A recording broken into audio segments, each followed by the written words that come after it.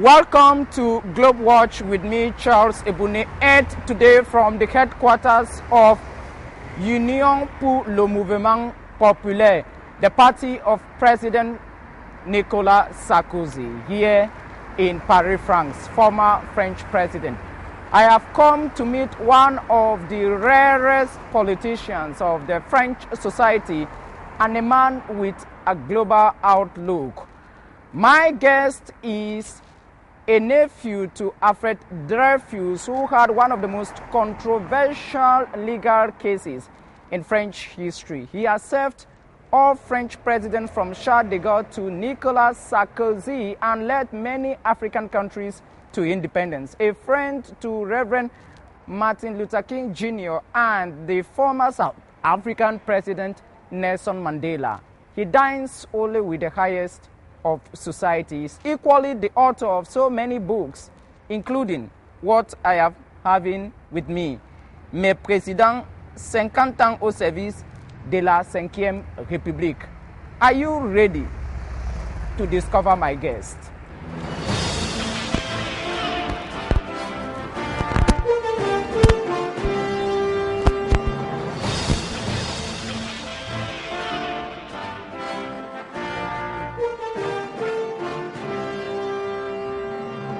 Olivier Stirn, welcome to Globewatch.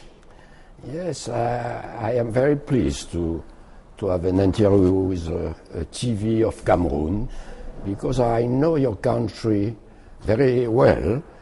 I was received by President Aijo, by President Bia many times, and the first time in 1966. Okay, the first time was in 1966. Just tell us, who is Olivier Stirn? I am a French responsible of politics, especially in foreign affairs. I was a member of the government, for instance, for French overseas territories, and at that time I conduced two countries to independence. Djibouti and Comoro. And after, when I was Secretary of State for Foreign Affairs in France, I conduced Namibia to independence. And I have been in each country of Africa at least a few days. But I know very well Africa. I am a friend of Africa. My grandmother was the first lawyer in Constantine in Algeria. And my wife is born in Meknes in Morocco. And I have been many times in Africa, and today I am busy here in the UMP party of French native in each continent. We have French native born in Asia, Vietnam, Cambodia, Laos, even China. Okay. You have served all French presidents from Charles de Gaulle to yes. Pompidou, to Valéry Giscard, to François Mitterrand, to Nicolas Sarkozy, to Jacques Chirac, to François Hollande in other commissions. Tell me, what has been your experiences with these leaders of the world? I have a special admiration for the President Charles de Gaulle. I was a member of Gaullist party, and I have been with de Gaulle, for instance, in Cambodia, when he was the first chief of state to recognize China, Republic of China. I have many talks, private talks with General de Gaulle, and probably it is the president who was the most important for me. Okay. In 1963, you participated alongside Martin Luther King to draw up the law which led to civil rights movements and whatsoever in the United States of America, for the blacks to have the voting right. Tell us your relationship with Martin Luther King Jr. Yes, General de Gaulle has organized a meeting with him for me in Atlanta, in Georgia, of states. And I saw him 3 or 4 times in Atlanta, and I became his friend. And I said to Martin Luther King, if you want change the life of Negro people in America, who was very terrible at that time, it is necessary to prepare a law which allows to Negro American to go to the university and to have burses and scholarships. Yes, and Pastor Martin Luther King I prepare with him a text of law which became in 65 the law Kennedy. The law Kennedy was prepared by the pastor and I said at that time to Martin, if this law is possible, one day in states, a president shall be a Negro American. And he said, oh my God, I cannot believe it. And with President Obama, it has arrived, and I am not surprised of that. Obama made the most important university in states, one of the most important, and he became president. And in exchange for that, for your prophecy in the 1960s, President Barack Obama sent you a birthday message. Yes, because Nicolas Sarkozy has explained to President Obama that I have known Pastor Martin Luther King and I prepare with him the law which opened university to Negro American. And at that time, President Obama sent to me a card, which is for me a great to remember. You have been minister at least 5 times in the French government, Minister of Foreign Affairs, Minister of Tourism, Minister for Cooperation, and many other issues. Yeah. What were the issues you were handling at the time in those days? Which were the more pressing issues at the time you were in government? I have tried in my life to against the racism. I know Mandela, I know Pastor Martin Luther King, I know when I was a child, Gandhi in Calcutta in 48, and all my life the most important was to have a combat, a fight against racism. Fight against racism. It is most important for me. Okay. And today, still, because today in Europe we have a racism against Muslim people, and I'm not agree with that. So you don't like the way Europeans treat the Muslim world? That is what you mean to tell me? When you look at the media, the kind of racism we have today, what do you say about that? About what? About the kind of racism we see today, especially when it comes to terrorism. Today, I think the world is in danger. I am preoccupied by the international situation today. Why? Because we have tension. You have tensions. The tensions in many countries, and it is dangerous. The last time I saw General de Gaulle, it was in 70. He was not president at that time. It was Pompidou, but invite me for lunch in Colombey-les-Deux-Églises, where he lived. His native... Yes. And he said to me, at the end of the meet, he said to me, one day in the world, a nuclear war is possible. And I said to General, what do you say that with so great certitude? And he said to me, it is necessary, it is evident, because when we give atomic arms to the men, one day a full man shall use it. And the problem is to avoid that the nuclear war, which at the beginning shall be localized, not became a general war. Yes. Because at that time, no life in the earth in 2 hours. Okay. He said to me, and for the moment present, I remember that, and I find that the world is in kind of little ebullition everywhere. Towards a nuclear war.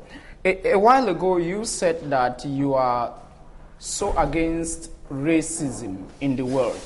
I was in your office a while ago, and I saw an inscription of a letter from Nelson Mandela written to my French friend Olivier Stirn. Tell me your relationship with President Mandela. Yes, probably I am the only member of government to see him when he was in jail. It was at the moment of independence of Namibia. The United Nations have chosen 5 countries to negotiate with Peter Botha, who was the president of South Africa at that time. And it was states. The states were represented by the Secretary of State of States at that time, Cyrus Vance. Mm-hmm. England by Secretary of State of Foreign Affairs, which was David Owen. Mm-hmm. Germany by Genscher, who was the Minister of Foreign Affairs in Germany. Canada by Danielson, who was a Minister of Foreign Affairs in Canada. And I was at that time Secretary of State for Foreign Affairs in France, and Giscard d'Estaing said to me, you know well Africa, you must be negotiate with Peter Botha. And I said, okay, but if it was possible, I shall be very happy to see at that occasion Nelson Mandela. Giscard d'Estaing said to me, it is not possible because never Peter Botha authorized you. I arrived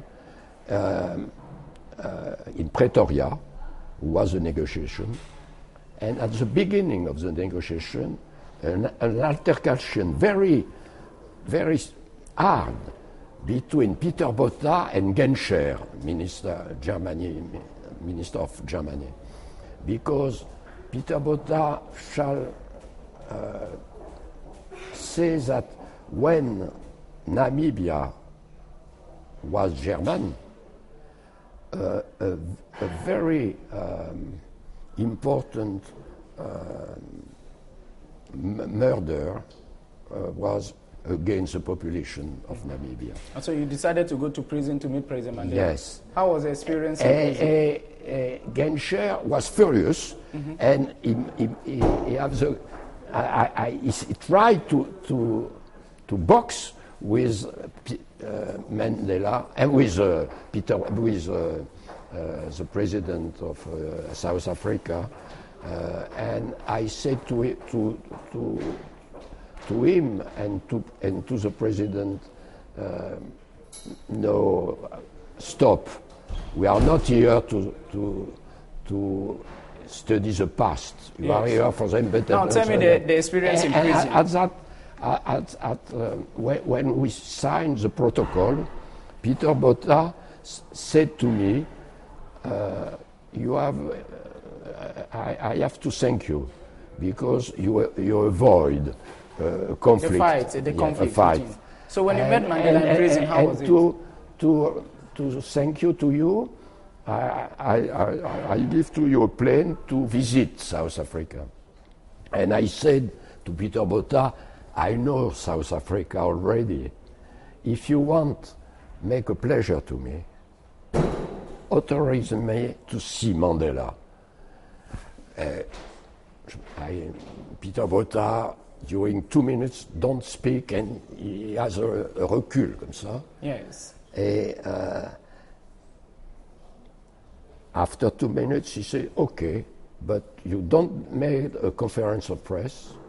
You don't say you can see him to your colleague, because if they learn that, everybody of them wants to Okay, go. so finally you met Nelson Mandela. And I saw Mandela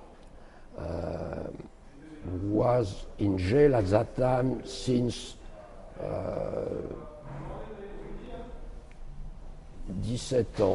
17 years. Yes, 17 years. 17 years. Okay.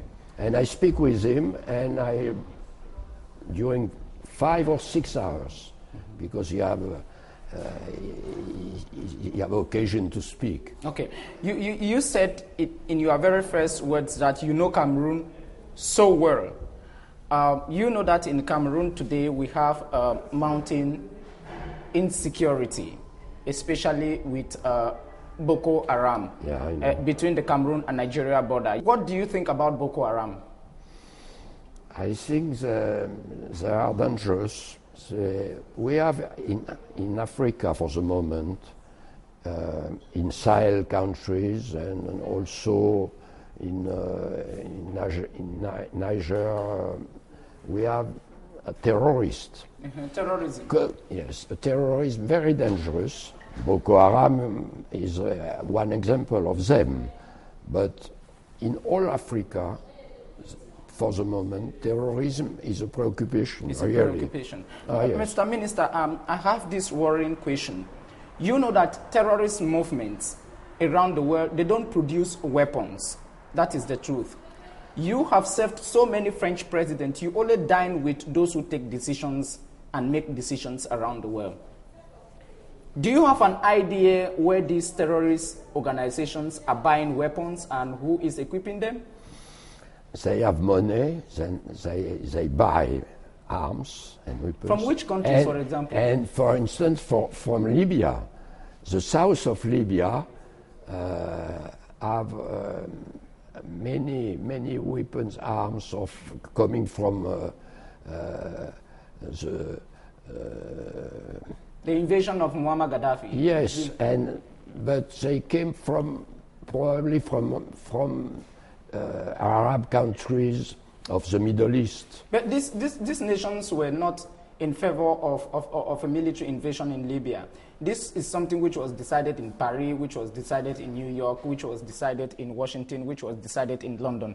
You mean to tell me that there are no French companies, there are no British companies, there are no American companies, there are no German companies selling weapons to these countries?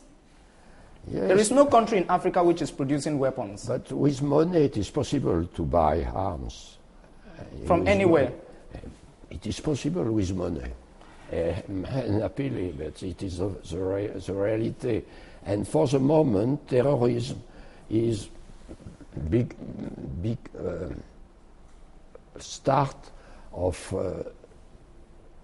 South Asia, Afghanistan, Iran, and from Libya too. And they are very numerous today. You see, for the moment, the war in Iraq. Okay, sure. And in Central Africa. In Central African Republic. Central Africa too. Let us look at this issue. You have so much experience. You are like the Francis Fukuyama of France. You are like the Henry Kissinger of France. You are like Samuel Huntington of France. You are a library. You have so many experiences, and you can give an advice on how a problem can be solved around the world. When you look at mounting terrorism, for example, what do you think can be the best political and diplomatic strategy?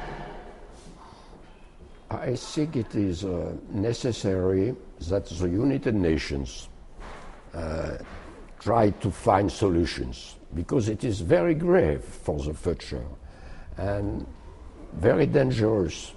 And I think it is necessary to stop. And it is necessary too to say that the Muslim people is not terrorist. Only some men who are in fact barbaric men, but not all the Muslim people. But you know that terrorism started in the Christian world. Terrorism is a creation from Italy, for example. You hear of terrorist movement like Escati Askanatunga. Nobody talks about them. You hear like the Montana militia in the United States. Why do you think that the media only propagates terrorist groups that are coming from the Middle East? I think it was necessary to have a coalition. It exists today, but it is not sufficient. Okay. To stop the terrorism. And I think we shall have in the next future, not in a long time, new developments, but probably la guerre, the war, probably shall be by steps. Okay. And I think we are for the moment at the beginning. You said in 1963 to Reverend Martin Luther King Jr. that one day a black man will be the president of the United States of America, and that happened. Do you think that one day atomic weapons, nuclear weapons, can land in the hands of terrorists for them to explode them in the world? I don't think so, because it shall be very grave. See, if we were obliged to use nuclear arms, it's very dangerous. I think it is, I hope it shall be not necessary, but I don't know. If you were to serve as a political advisor today to Paul Biya of Cameroon, to Goodluck Ebele Jonathan of Nigeria, to Barack Obama of the United States, to Francois Hollande of France, these are countries combating terrorism, what would you tell them to do? I think l'armée, the army, doit être renforcée. Must be reinforced on the ground. On the ground. I don't think so. You are an advocate of a return of boots in Iraq, in Syria, and you think that the military should fight? Yes, but I think it is not sufficient to have only bombs. I think it is probably it shall be necessary to have men on the ground, probably. You have about 7 times my age. What is your legacy? How do you judge yourself? I think we are at a crucial moment of the life of the world today. And we must be prudent but determined. Okay. I think. We should be more determined. Yeah. You served for government for long. What was your best and worst experience? My best experience? In government, yes, and the worst? It was when I conduced countries to independence in Africa. I was with General de Gaulle when he prepared the independence of people of Africa. And when I was Minister of French Overseas Territories, Djibouti, Comores, after Namibia, I think it is necessary that the people of the world shall be independent. Every man must choose independence. Okay, what was your worst experience in government? I was also... What disappointed you most in government service? I I was in charge of relations with Parliament at that time. Sure. What I want to know from you is that you had so many good memories. What was one bad moment while serving the government that you did not like? What did you like when you were in the government? I have the chance to know many important men in the world. Mm-hmm. For instance, I was a partner of Egypt, mm-hmm. And I know very well President Sadat. Mm-hmm. Who was killed in 1981, assassinated. Yeah. Olivier Stirn, I would like us to end this interview with this question. You have so many information. People, we can spend the whole day talking and talking because you are a library of the world. But let us end this interview. You have served all French presidents from Charles de Gaulle to Francois Hollande. According to you, who has been the best French president and who has been the worst? It is difficult to say that because the best was Charles de Gaulle for me. And the worst? It is difficult to say that because I think it is not my job to say that. Okay, most of them are still alive, so it's very difficult to render that judgment. The former French government minister who has done with nearly all those who matter in the 21st and 20th centuries, Olivier Stirn, thanks very much for accepting our invitation from Cameroon Television. It is a pleasure for me. Thank you. You're welcome. Thank you.